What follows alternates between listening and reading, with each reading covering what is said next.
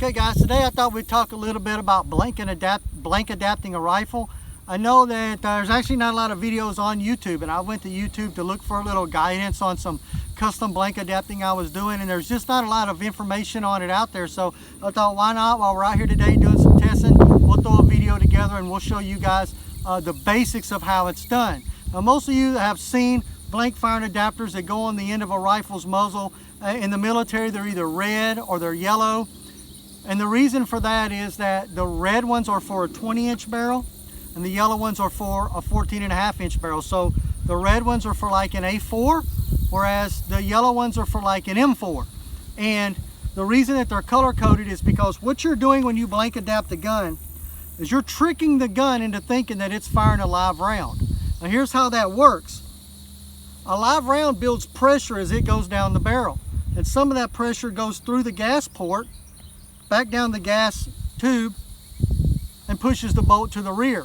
Well, if you're firing a blank round, there's no bullet to build pressure, and all that pressure just flows out the muzzle, and you never get enough pressure coming down the gas tube to operate the bolt. So how do you fool the gun into thinking that it's got enough pressure?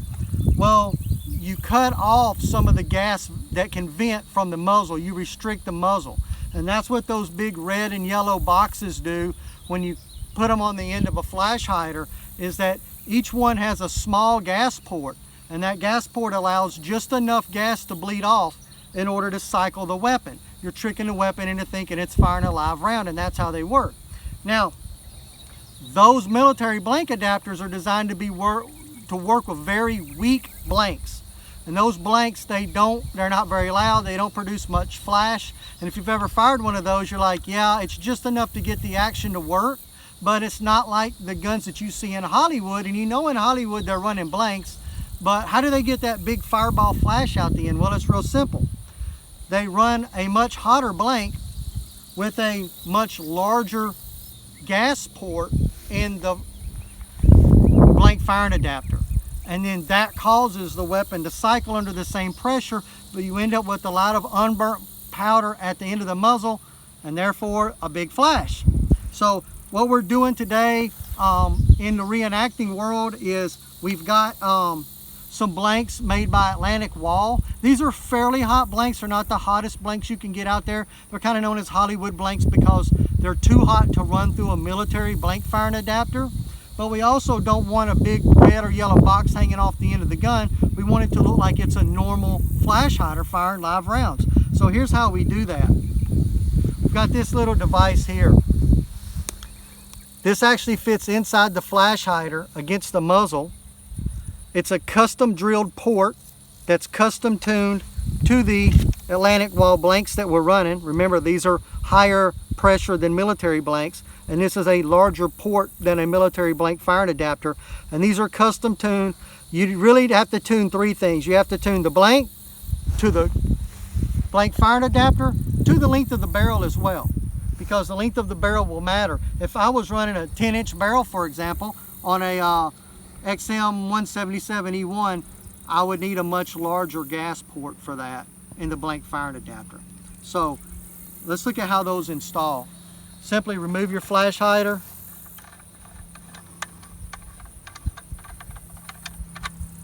We take our blank firing adapter and set it right on the muzzle. Flash hider goes right back over the top. We tighten that down. And if you look close here and peek inside, you can see that blank firing adapter sitting inside the flash hider, just peeking out. Now, this is where you have to be super careful. Another reason that the military has those big red and yellow boxes on the end is so that no idiot can run a live round through a blank firing adapter. They'll see that on the end of the muzzle. You won't see this on the end of the muzzle, so you have to be very careful not to ever run any live rounds when you've got a blank firing adapter in here. That will certainly blow the gun up and could hurt yourself or those around you. So it's very important to make sure all your rounds are loaded with blanks. And other than that, they pretty much so fire just like a standard live round. We're going to head over to the range. We're going to put a few rounds through here and video that, let you guys see what it looks like. So come with me. I got 18 rounds of Atlantic Wall blanks loaded. We've installed our blank firing adapter in the end that's tuned to this barrel length and to these blanks. let's put a few rounds through it, and let's see how she runs.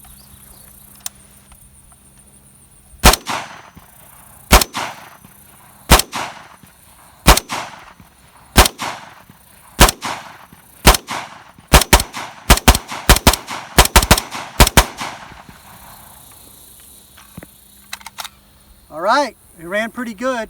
Let's do one more mag.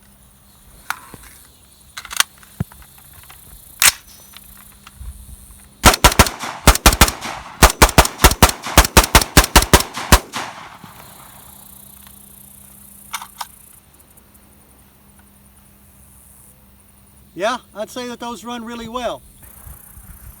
Okay, for you reenactors that are running USGI 20 round mags and you're having malfunctions, the problem with the USGI 20 round mag is that obviously it was designed to feed live rounds, and it does that very well.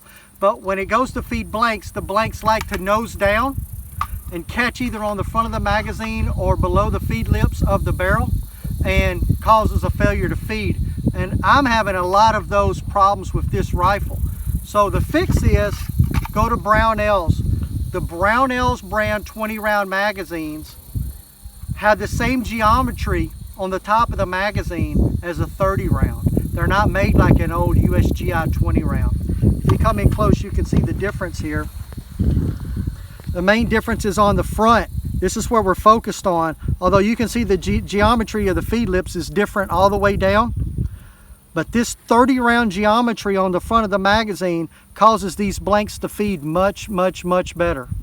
And the better feeding, as you saw, we just ran through almost 40 rounds of no failures. Whereas if I was running a USGI mag, I'd be lucky to get 5 rounds without a failure. So if you're having issues with your 20 round magazines, buy a couple of these Brownells 20s, give them a shot. Chances are they'll fix your failure to feed problems. Appreciate you guys watching this video. Something a little bit different, but we've been into Vietnam reenacting, so I wanted to bring this to you since there weren't many videos out there on it. And I've been having a really good time following veteran stories and interviews and learning more about the Vietnam War.